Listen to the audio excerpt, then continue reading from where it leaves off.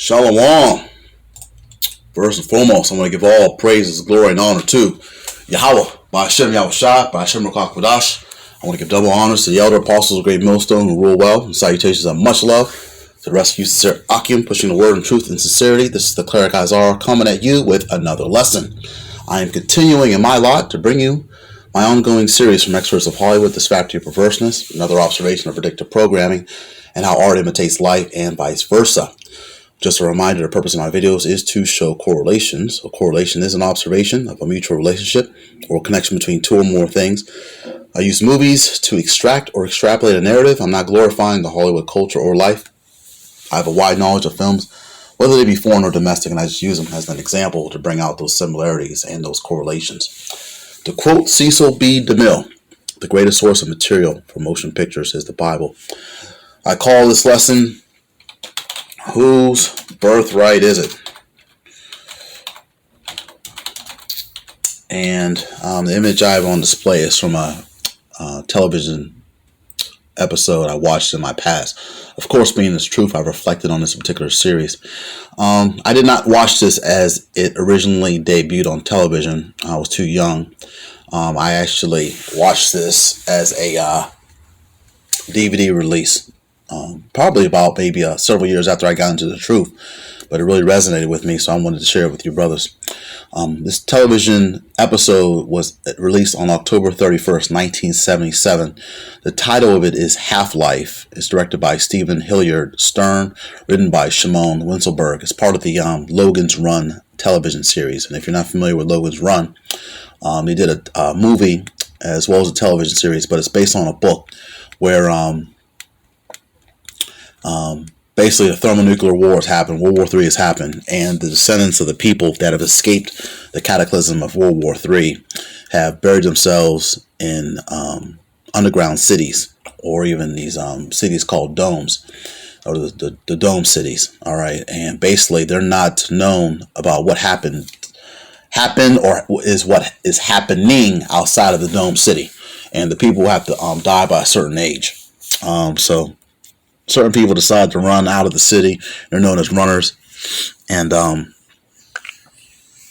basically there's all types of things that are happening outside these particular cities, like aliens, robots, androids, different societies that are running underneath their own particular rules and regulations and so forth. Okay. And I still haven't finished the book. But this is total sci-fi lore. But basically, me and my brother, my earthly brother, we love this movie a lot.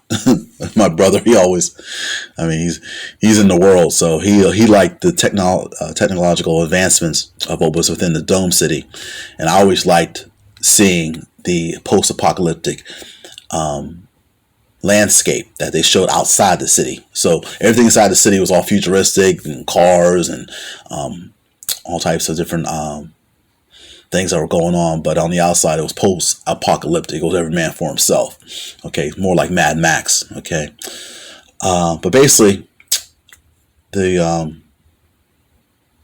title character Logan, he escapes the Dome City with this girl named Jessica, who happens to be a runner, and he has this android robot with him, and they go on these different adventures per episodes. Okay, but in this particular episode called Half-Life, Logan, Jessica, and Rem are attacked by two bands of duplicate humans with vastly different temperaments, and one group is kind of gentle while the other is violent and vicious.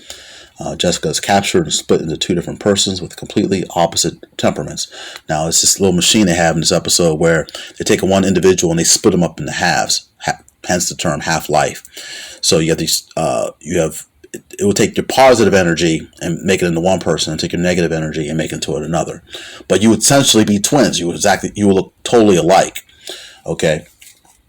And so the people that were within the city were called positives, and the people that were outside the city were called cast-outs. Okay, and basically, it was very interesting when I was watching this episode. I've been wanting to do this lesson for quite some time, but I wanted to explain the backstory correctly so people would understand.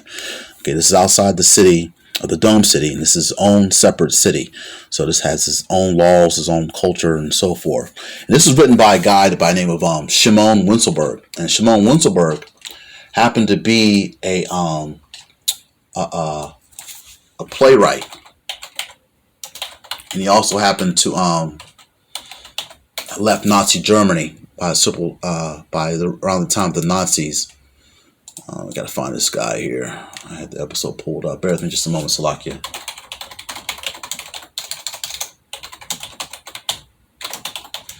And once I reviewed this, I said, let me go ahead and do this lesson, because I was really holding back, and I had to explain a whole lot. So bear with me here. Shimon Winselberg. Here it goes.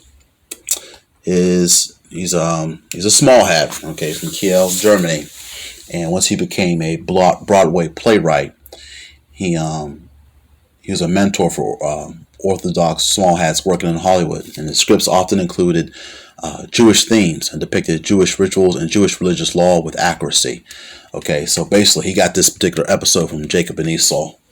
Okay, I'm going to play this particular scene, but let me go into the word temperament real quick, because this particular episode talked about these duplicated humans, which are twins, but they had vastly different temperaments. And the word temperament refers to a personality trait that determines how someone reacts to the world. Are they quiet or rambunctious, easygoing or apprehensive? The traits of temperament are mostly innate traits that we are born with, although they can be influenced by an individual's family, culture, or their experiences. Let me play this scene out, and then I'm going to bring out some scriptures.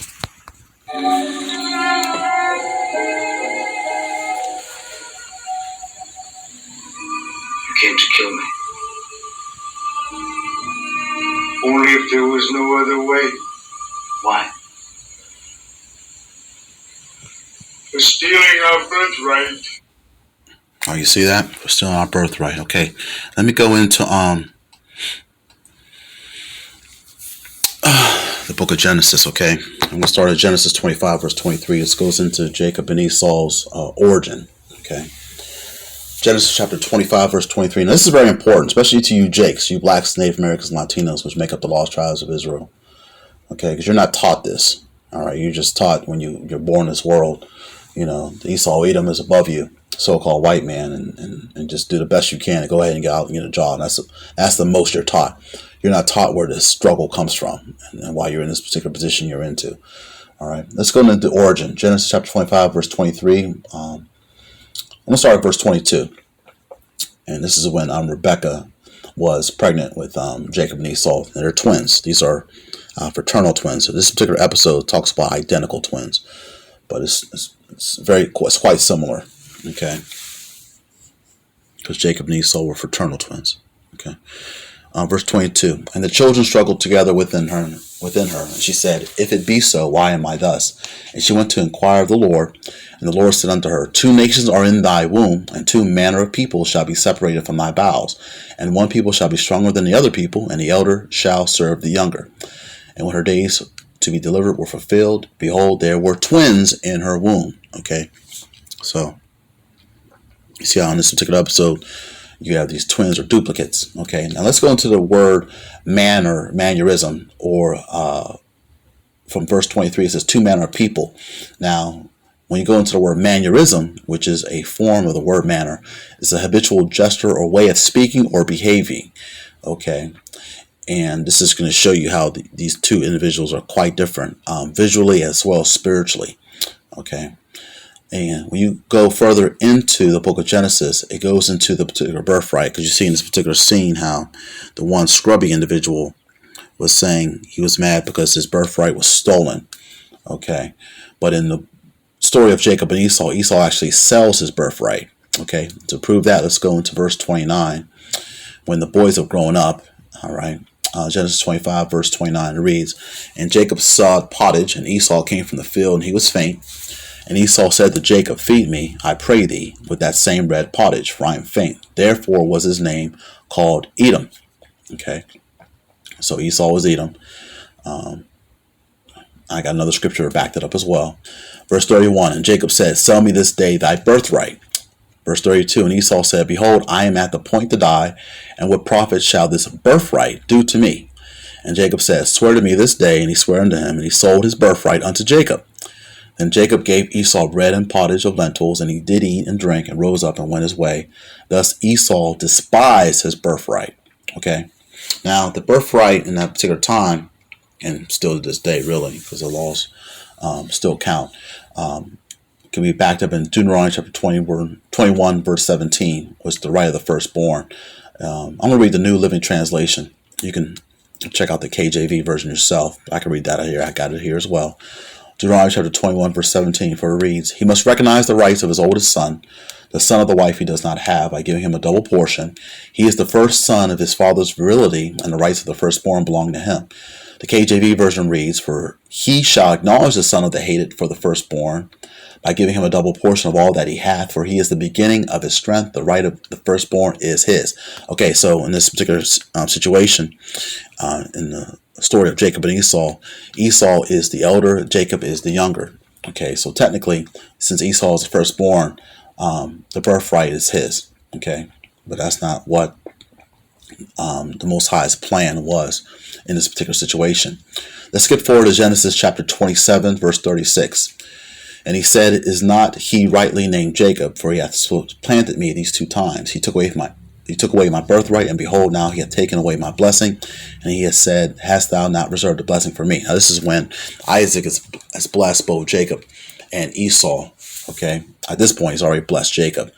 Okay, but at this point Jacob has gotten the birthright, even though he is the youngest. He got the birthright as the firstborn. Okay. The New Living Translation reads as such. Esau exclaimed, No wonder his name is Jacob, for now he has cheated me twice. First he took my rights as the firstborn, and now he has stolen my blessing. Oh, haven't you saved even one blessing for me? Okay. Now, because of this particular blessing, Esau, Edom, and as well as his descendants and seed, as well as his kinfolk, they hated Jacob and his descendants as a result of this. Okay. This is what we're dealing with today, and why we're in the situation we're in. Okay, because it's the Most High's plan for Esau Edom to be a so-called whipping stick for Jake, or you Israelites. Okay. Genesis chapter 27, verse 41, skipping ahead. And Esau hated Jacob because of the blessing wherewith his father blessed him. And Esau said in his heart, The days of mourning for my father are at hand. Then will I slay my brother Jacob. All right, let's read the New Living Translation. From that time on, Esau hated Jacob because their father had given Jacob the blessing, and Esau began to scheme. I will soon be mourning my father's death, then I will kill my brother Jacob. So, even this particular scene where the guy's coming forth and he's like, let me play it again. You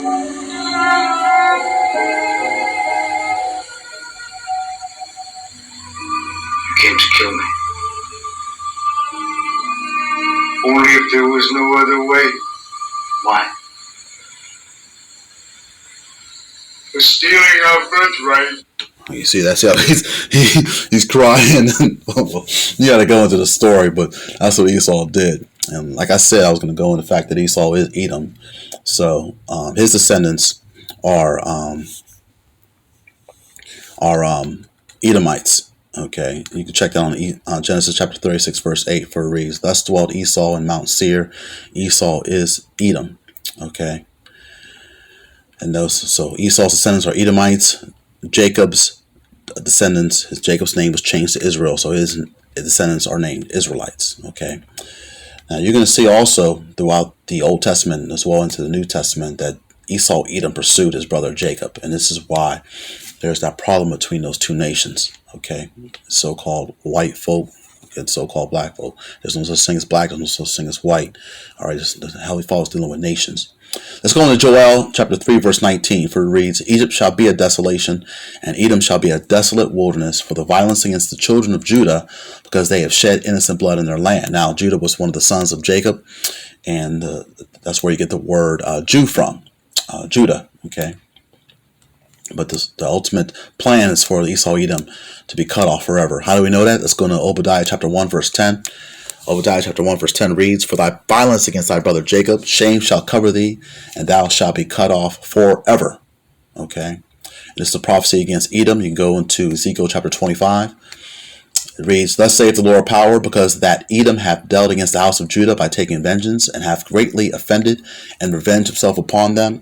Therefore, thus saith the Lord of power, I will also stretch out mine hand upon Edom, and will cut off man and beast from it, and I will make it desolate from Teman, and they of Dedan shall fall by the sword, and I will lay my vengeance upon Edom by the hand of my people Israel, and they shall do in Edom according to mine anger, and according to my fury, and they shall know my vengeance, saith the Lord of power.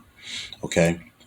And you can see this over and over again, how the writers of the Old Testament, pertaining in 2 Chronicles chapter 28, verse 17, Psalms 137, verse 7, and as well as what the Lord will do once he returns in Isaiah chapter 34, verse 5. But we're going to go into the Apocrypha, and it's going to show you how we're at this particular end, because this is the man that's in rulership now, as in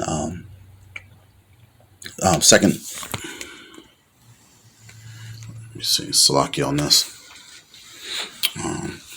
Second Ezra chapter 6 verse 9 reads, For Esau is the end of the world, and Jacob is the beginning of it that followeth. Okay, so the earth is given to the hand of the wicked. Okay, and that's what the current rulership that we're in right now, the wicked, or Esau, Edom. But I'm going to end it on this, because I always like to end my videos on a good note with some type of silver lining. And there is light at the end of the tunnel. So in other words, there's a happy ending. Esau, Edom's future is to be destroyed. Okay.